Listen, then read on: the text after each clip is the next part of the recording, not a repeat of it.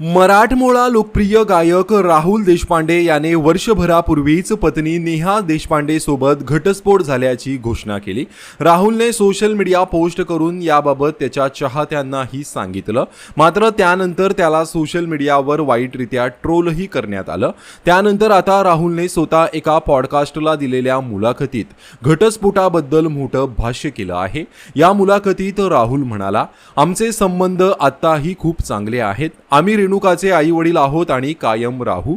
आताही मी रेणुकाची पोस्ट टाकली त्यात नेहा होती, तर नेहाने पोस्ट टाकली त्यात मी होतो। एखादा अध्याय संपल्यानंतर कशी तुझी चूक होती, कशी माझी चूक नव्हती असं आपण सांगतो, पण आमच्यात तसं काहीच नव्हतं। घटस्फोट काही मुद्दामून होत नाही, त्याला विविध कारणंही असतात। त्यात तुमचीही चूक असते किंवा तुम्हाला वाटत असतं की समोरच्याची ही चूक आहे। अशा गोष्टींना नेहमी दोन बाजू असतात। मला वाटतं की कारण नसताना आपण त्याचा खूप मोठा बाऊ करतो।